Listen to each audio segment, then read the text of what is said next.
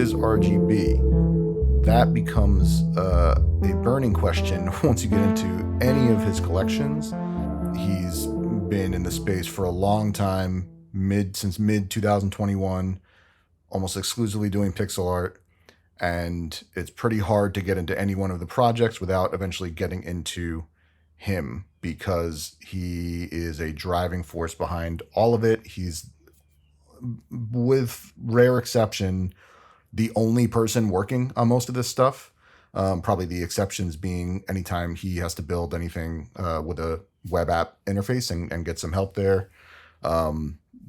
Plenty of supporters and assists being had throughout the years, although I can attest to the fact that he pays them handsomely and rewards everyone for their help. But for the most part, he is a one-man show. He's been unstoppable. Anyone who's been a long-time collector of his or a community member knows that he arguably has worked just as hard or harder and been just as creative or more creative when Soul was at 8 versus 250. So it doesn't matter what's going on in the market. He is going to churn out great shit.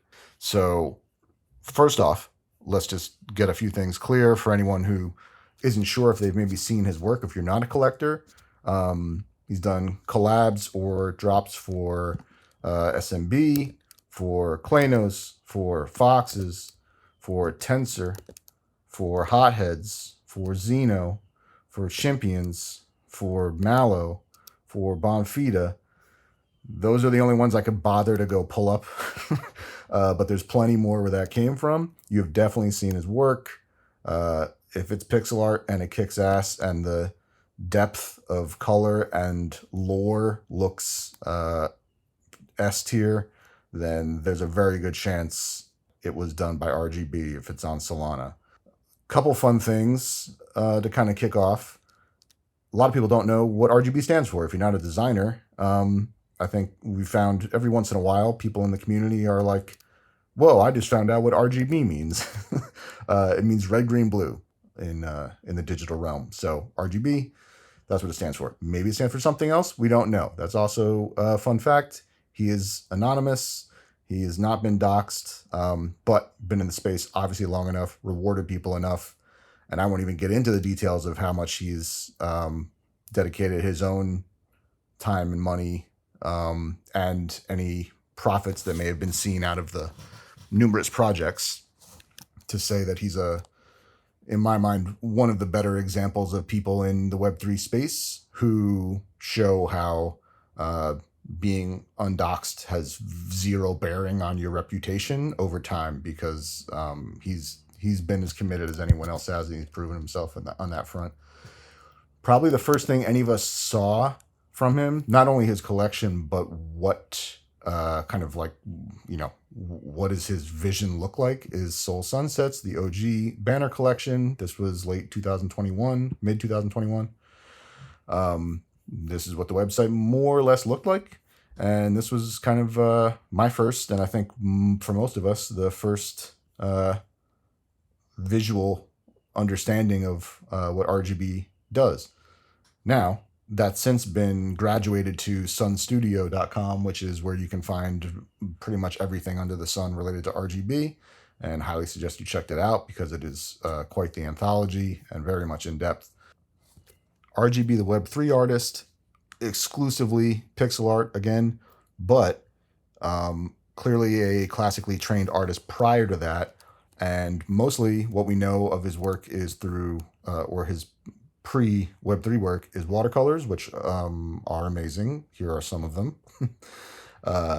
One collection, Nodescapes, that he produced, which you can kind of see here, are pixelated ordinal versions of early watercolor works that he did himself. So that's I think a really cool tie-in between his pre-Web3 work and his pre-Web3 watercolors and his Web3 pixel work. Definitely a student of art and literature. This character, the Wanderer, seems to be maybe his favorite character from art and literature, because you can see the Wanderer throughout all of his projects pretty much, including even Sun Saga where a critter is a represented wanderer. So yeah, again, you can kind of see him here. You can see him here in the OG Soul Sunset. So, student of that. Again, if you ever look in the library of Critters Cult, there's no doubt that he that he's pretty heavy into art and literature because there's such massive lore to the Critters Cult story. Huge cinema buff as well. I imagine he has a film background, which I'll explain in a second. But you can kind of see in his special editions here, he goes pretty deep into sci-fi stuff. You know, Akira, come on, Exchange Art. This is Stalker, Dune. You got your one-on-ones here. You got The Matrix. You got Blade Runner. You got Prometheus, et cetera, et cetera. So he loves his sci-fi. We all know that. He specializes in that stuff when he wants to do one-offs. And I'll just kind of show here where you can see the trailers for Critters Cult, which we all saw and fell in love with, are all done by RGB. And I would venture to say, I would challenge you to find better teasers or trailers for projects in NFTs that don't have like tens of millions of dollars in funding, like Parallel or something like that. In fact, let's play the.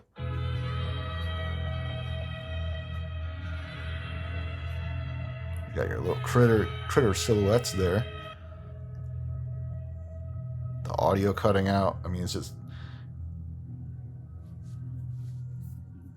quality stuff.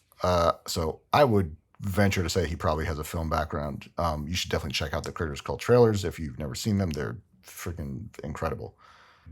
Again, if it's not apparent already, he is absolutely a student of the things that and the spaces that he plays in.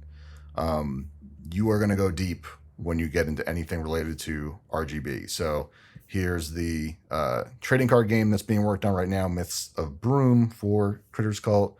He's going back and talking about, this actual message sent from Hal Finney regarding cryptography and trading cards. Everything that he does here has a ton of depth, and that plays out in the projects themselves. On that front, I would also say he's unusual in the fact that he is pretty much always heads down working or listening to his community, but you'll almost never see him speak in general chat in his communities. Everything, for better or worse, it depends on how you like your founders, but for better or worse, pretty much 90%, I would say, of what RGB's ever communicated can be found in the announcements of his projects. He kind of had this living diary of RGB's one-way comms. So he's somewhat mysterious out of that, and that's kind of what makes him cool. Although I would say, if you have any semblance of ability to understand people's character through how they communicate, most of us know him to be a very certain kind of character. We understand him very well. He's definitely I would describe him as a playful sadist. So he does a lot of stuff that's really funny, and sometimes toys with you a bit, but in a way that always ends up kind of in your benefit. And again, he really likes to get in depth with a lot of stuff. He's very modest. Great example of his modesty is the first time any of us ever found out that he was colorblind was 2 years after most of the OGs had gotten involved. So again, just the kind of person to not even bother mentioning something like this, despite the fact that probably the two realms we know of him, watercolor and pixel art, are arguably as hard as it gets to be colorblind in because of the mastery required if you're going to do, if you're really going to do quality stuff in those mediums. So that's your little primer on RGB.